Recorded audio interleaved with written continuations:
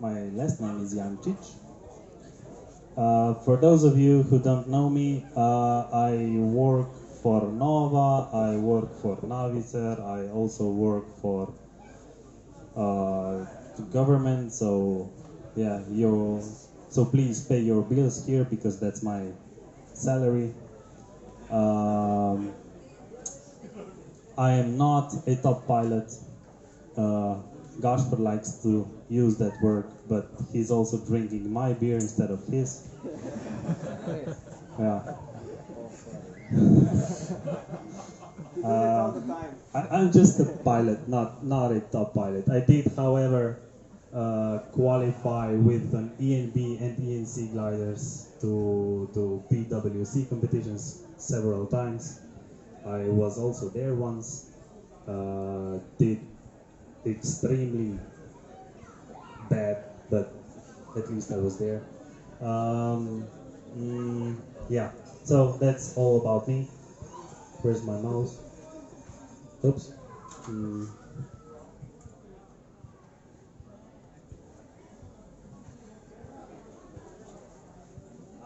Okay. Some facts about this presentation today. It's going to be about 15 to 20 minutes long because that's what Gaspar gave me. I don't have more time. It has 8 slides. That's the second one, so we only have 6 more left. By the way, it has no pictures or videos at all because that's the only picture I have on my computer. It's my working computer. I don't have any pictures there. I actually do have a lot of them, but most of them are physics or math plots, so you probably don't want to see those. Let's just start because Gaspar gave me a really hard time limit. Okay. What I'm about to tell you is based purely on my personal experience. So the whole idea is for you to somehow, actually the whole idea is to explain how I found the mouse. Yeah, how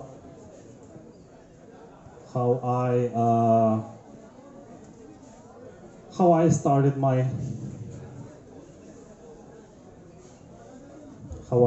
my competition career, because I actually, as much as I hate it, I actually devoted my life to flying, and I hate it, but I still did it. And during those 10, 12 actually years of flying, of more or less competition flying, I learned quite a lot.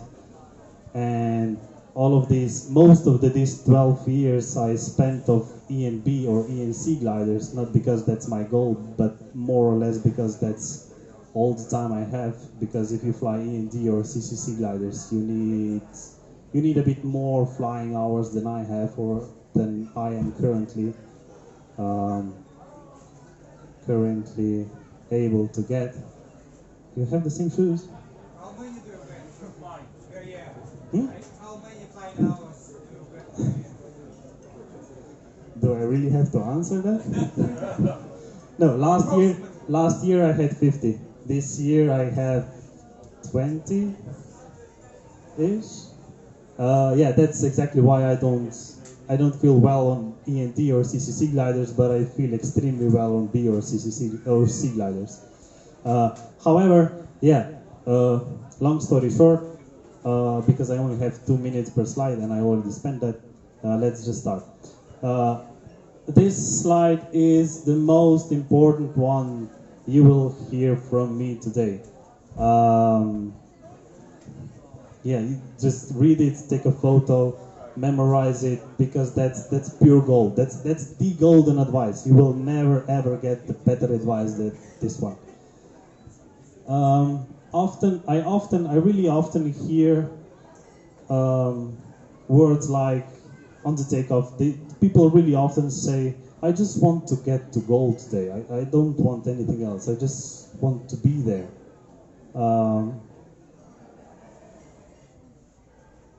And that's really not a good mentality to be. Uh, are there any Dutch pilots? Cool. Do you know Javert Termat? Hans Termat? Okay, never mind. Javert is a good friend of mine, and he gave me this advice, and it's, I believe, is the best advice I was ever given, which is, don't ever just want to get to goal. Don't ever just stay behind and follow the leaders because you want to get to goal. Don't do that. Just don't. Follow the leaders. Be with the leaders. Don't just follow them. Try to keep up with the leading group as long as it's possible. Don't start your race with the mentality that you just want to be at the goal, even though that's 1 hour or 2 hours behind the leaders. Don't do that.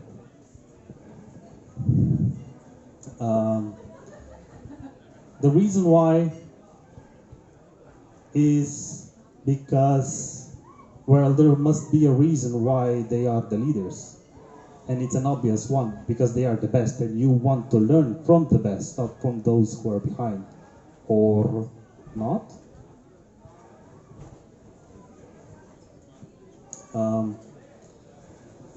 Yeah, so my golden advice to you is, yesterday must be the last day you said to yourself, I just want to make goal. No, you don't. In my opinion, it's better to land before goal and be with the leaders than land in the goal and land a bit later. But that's just...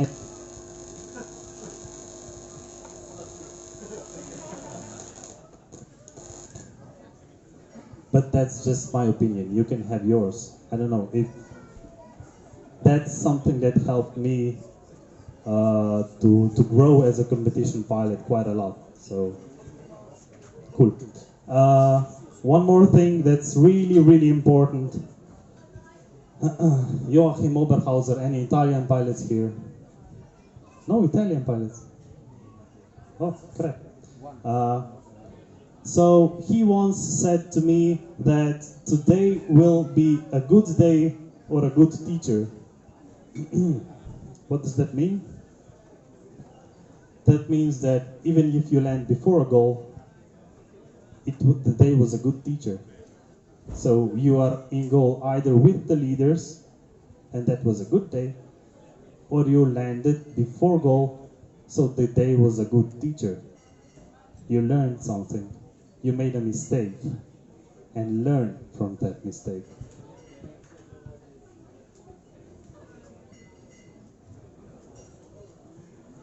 The second advice is equipment. That's actually, yeah. As much as people like to think that flying B or C gliders is a disadvantage, I believe it's actually not.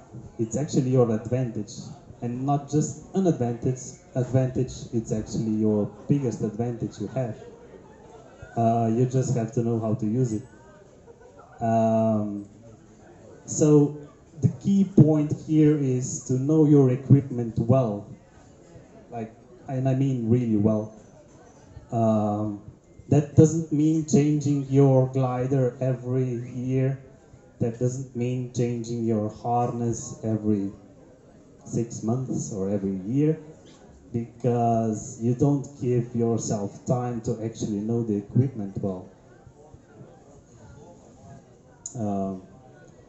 What I'd suggest you do is to get a equipment, possibly a really good one. Stick to it. Do SIV. And even an evening flight is never just an evening flight. Even if you go just to a mountain and fly down, it's never just a flight. It's never just, you can always do something. You can always make a collapse. No, yeah, you're smiling, but that's experience. When you're when you're flying competitions and you get a collapse, you have to know how to handle it.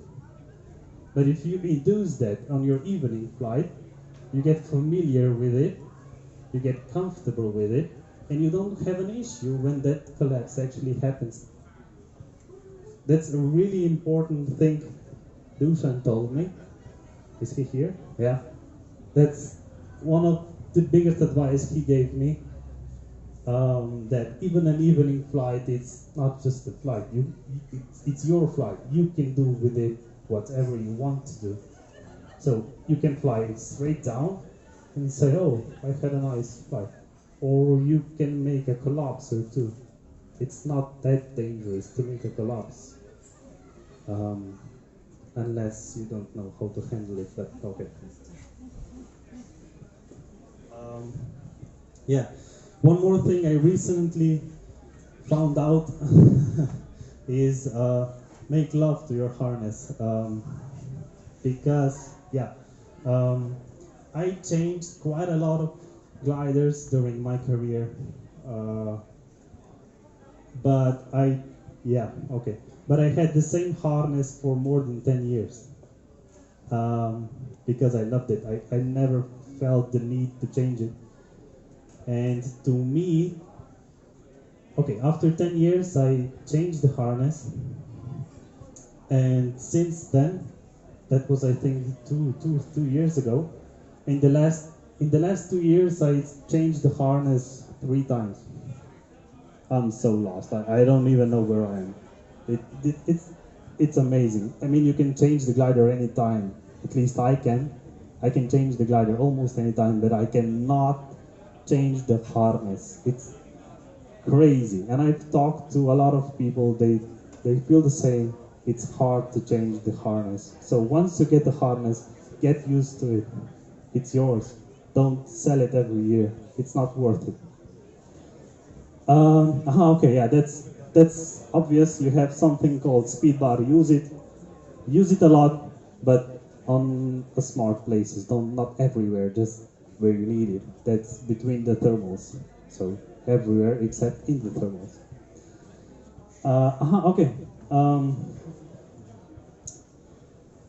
So yeah, your advantage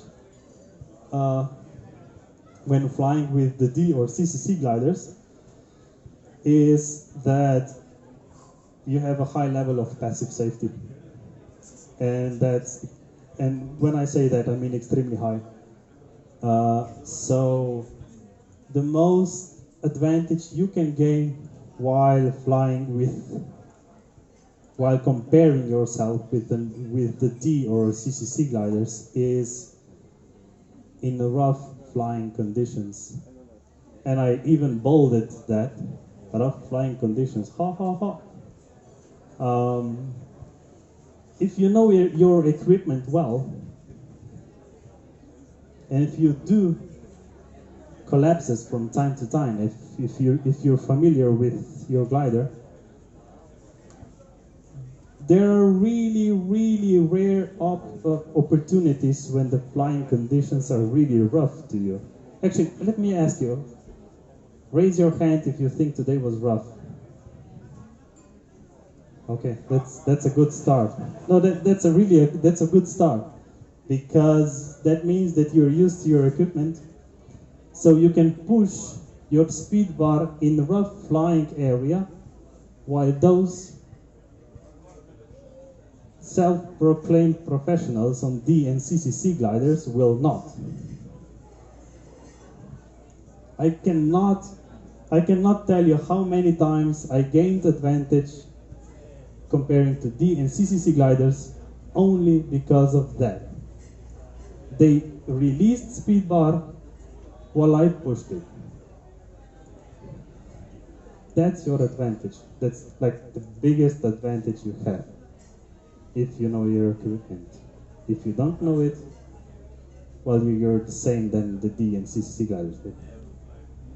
That's your advantage.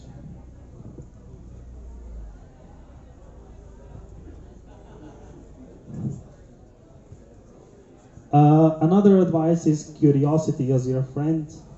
That's nothing special, that's just an advice.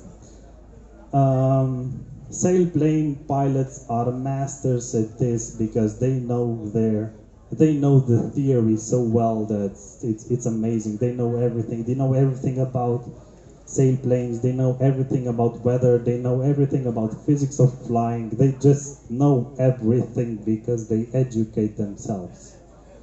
That's not something paragliding pilots do. I don't know why, but it will help you. I promise you, it will help you.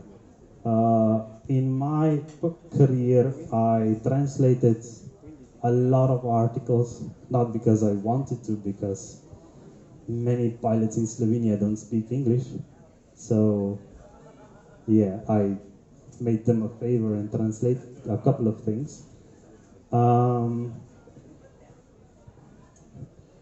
And while translating and reading all these books, I also learned a lot.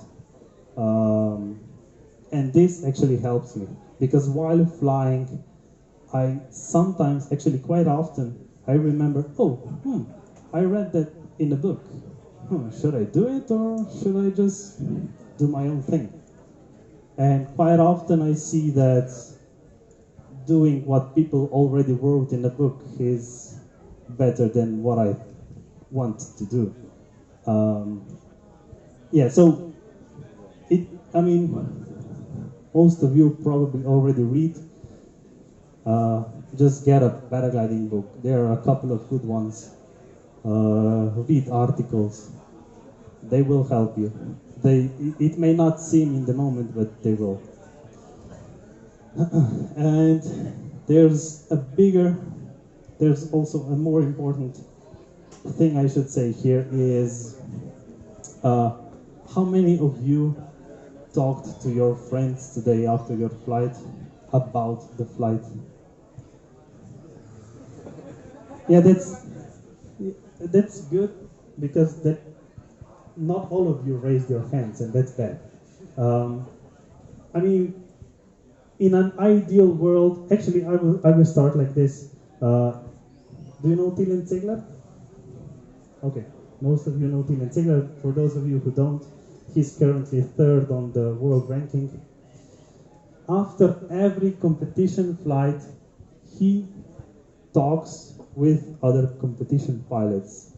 If not, he calls other pilots that weren't there. That's me, Yuri, whatever. He just talks them and analyzes his flight. He tells me or Yuri, hey, I flew there, I did that, other pilots did that, blah blah blah blah. That's the most important thing because that's your self-analysis of how your day went.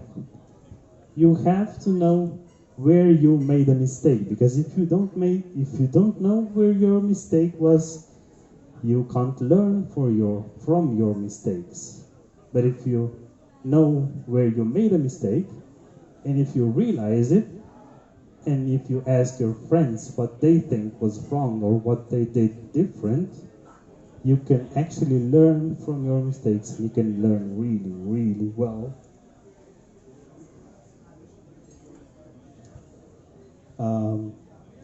So I would suggest you to just drink a beer, talk with your friends. How did you go? How did you fly? Where did you make a mistake? What did you do different than I did? Why did you go to that mountain? Ask me, why did I go back and not towards Stall today? Because that was the decision of the day, I think. If you were there and if you went to Stall,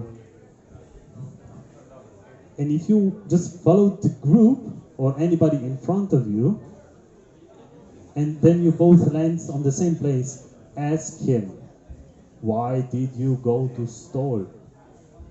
It's not a difficult question, it's not a rude question, but you will learn from his answer. He probably had an idea why to go there. It may not be the right one, but he had a clue why. So have a debate with your friends. that increases your communication skills plus your drinking experience. So yeah.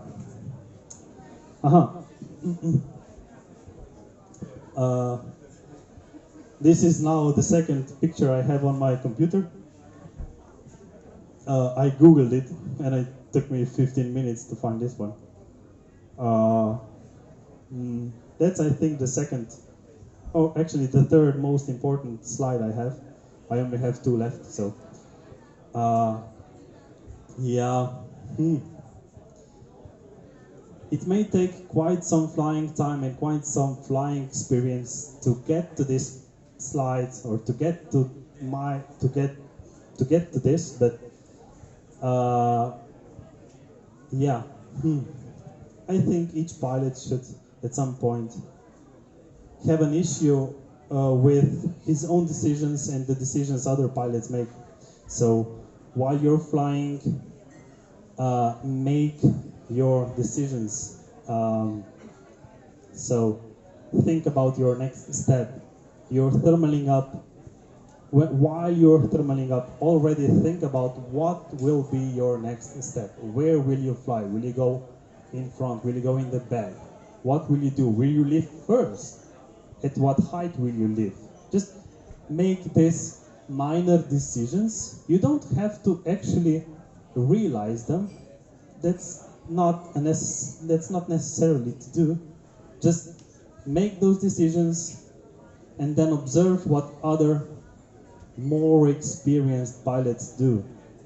If they do the same as you wanted to do, that's probably a good sign. So the next time you should probably be the first one and do that. Yeah? But if they do different, then we go to the slide before. You land and you ask your friend, why did you do that? This is, I think, the most important thing if you are not one of those who want to simply follow the group. And you will feel this slide the most when you find yourself ahead of everyone else. Because if you are not able to think with your brains and trust your instincts, you will feel lost and you will collapse. The minute you find yourself in the front, you will not know what to do. Because you will not be able to make your own decisions. And yeah, so my advice from me to you is make your decisions. You don't have to realize them, just make them. And while flying, you can evaluate them. Were they good? Were they bad? Were they seriously bad? Or were they better than the others did? And after some experience, or actually after a couple of years, you will find out that your decisions are good or maybe better than what others have. And quite suddenly you will find yourself in the leading group. And you are there for a reason. Yeah. But you will also make mistakes. We all make mistakes. Kriegel Maurer once said that he won X Alps just because he made less mistakes than others. He never said his route or his flight was perfect. He just made less mistakes. Or he corrected them faster than the others. So don't be afraid to make your decision. Don't be afraid to fail. We all fail. Just learn from that. One more important thing here is that stick to whatever decision you took. What I mean by that is, if you saw me flying today to the mountains, to the high mountains on the back, and if you saw another group flying directly towards the stall, and if you were already in the middle, so, I don't know, in the middle of the valley, flying, I don't know, towards the stall, don't change your decision. It's the stupidest thing. Don't do it. Once you are halfway there, don't ever change your mind. This will only make it worse. At least according to my experience, it never made it better. So once you make a decision, go for it. Just go for it. If you fail, cool, drink a beer, maybe two more, but no, I mean, you at least know why you landed, because you made your own decision, you saw it was a bad one. That's still better than just doing nothing. Yeah.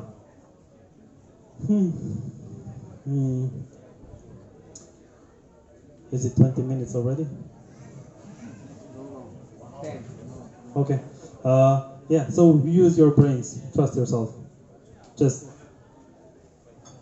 it takes some time, but do it. Last slide is a bit of a general slide. People often come to me or ask me, I didn't really want to put that here, but yeah, I often get questions about how, I mean, actually, not really questions. I often hear that people are afraid of flying in the crowds, that there are too many pilots. How do you not crash? How do you not die in the middle of the air? All sorts of these things that kind of push pilots away from competition flying. Yeah, and one of the most heard of is the crowds. How do you even how can 100 pilots thermal in the same area in the same thermal? I don't know how it was for you today, but I had absolutely no issue thermaling with you today. Okay, there was only 80 of us, not 100, but okay. So if you're one of them, scared of the crowds, just don't be. It's not worth it. One reason why not is because if you're flying with END or CCC gliders, they are watching you. Like, really. They know exactly where you are. They know exactly what you're doing. They know if you see them, they know what you're doing. They know absolutely everything. They just know everything. They are watching you. They also recognize the gliders.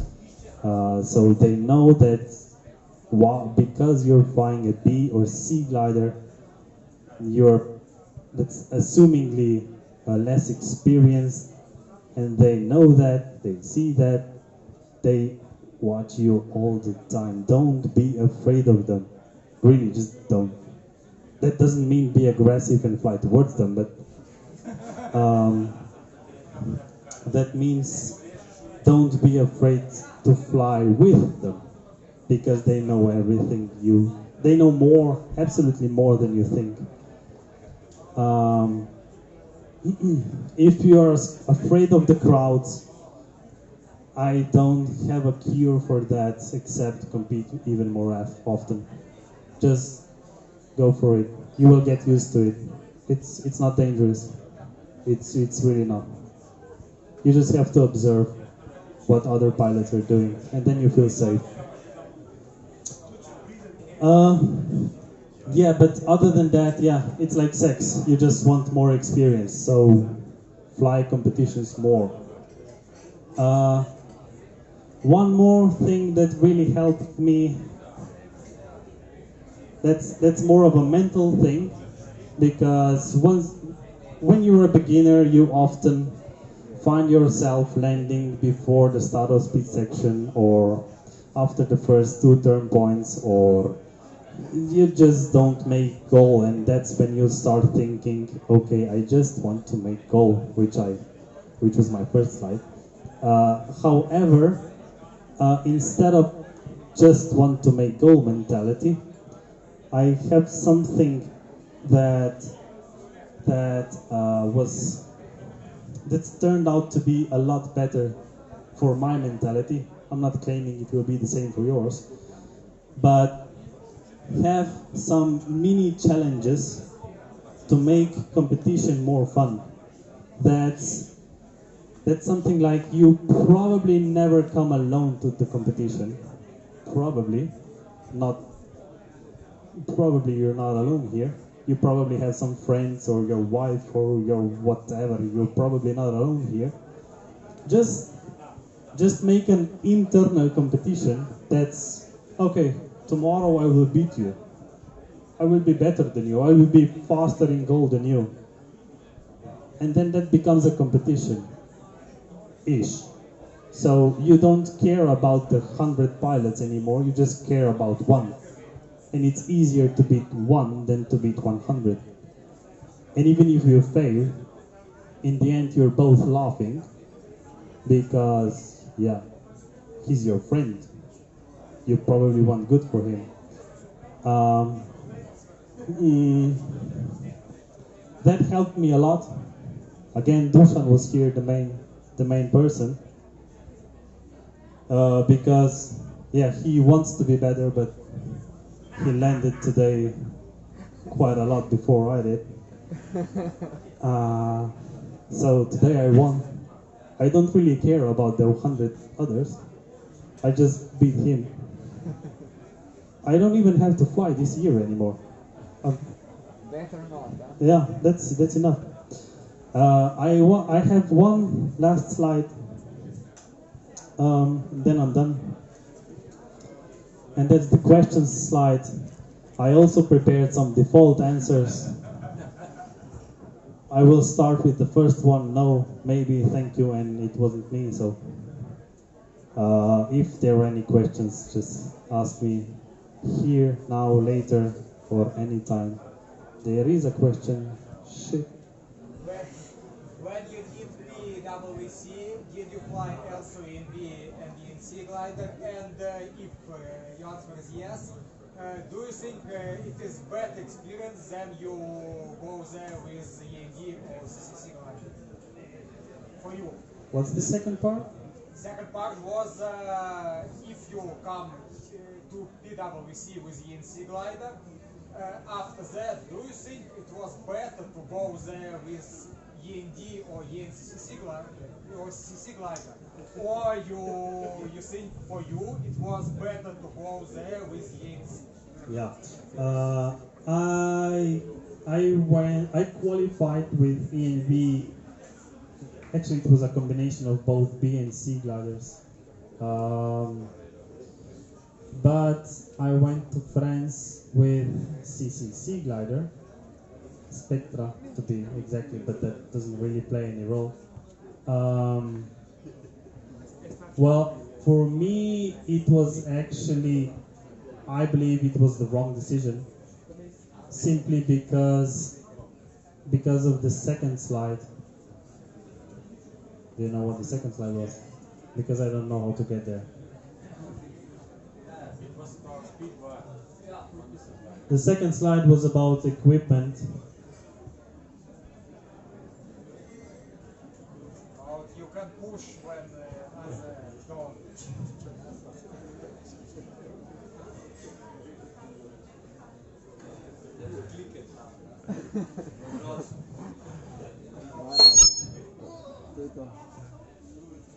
Yeah, the second side was about equipment. So what I'm trying to say is that I went there with an equipment I did not know well, and I think I lost the biggest advantage I had, and I actually did absolutely nothing there.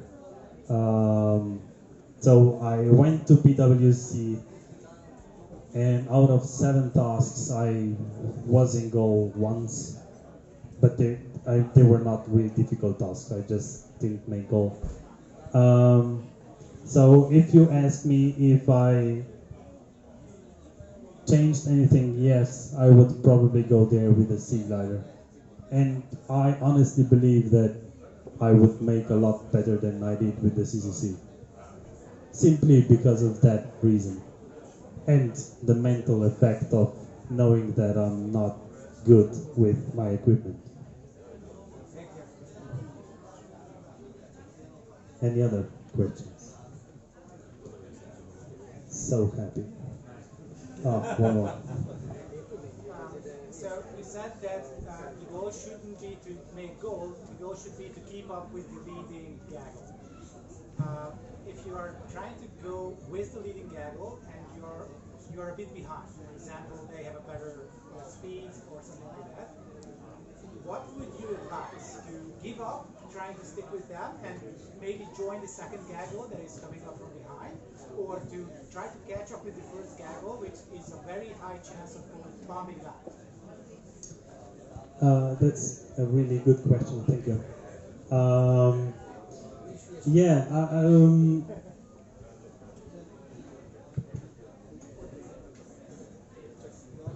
I even bolded it.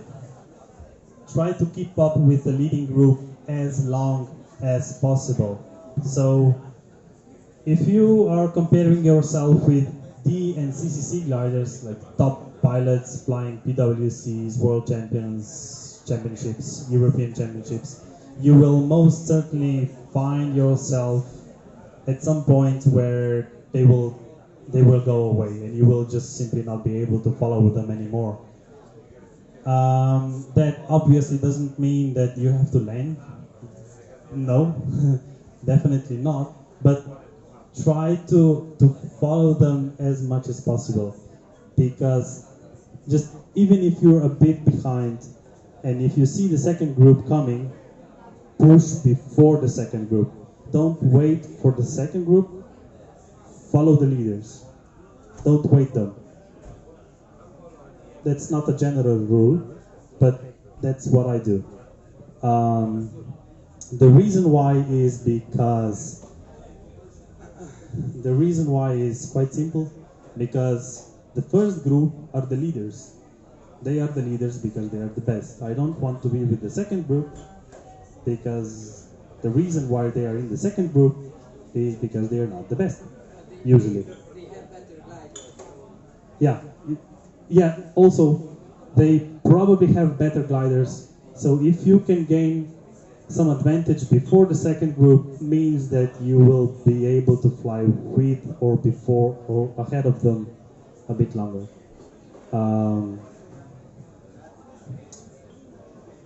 It's my experience. I will never ever wait for a group. I don't care. I will go.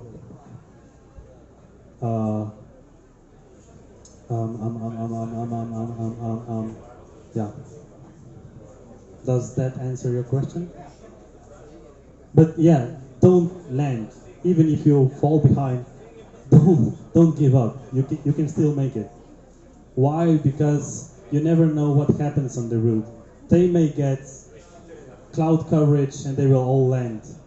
You may actually become the leader because they had bad luck or whatever the reason, strong winds, or they were too low and had strong winds. You can climb up, but try to keep in touch with them. Why? Because you can watch them, watch where they're doing, watch how strong the winds are, watch which route are they taking. Are they going left, right? Which line is better?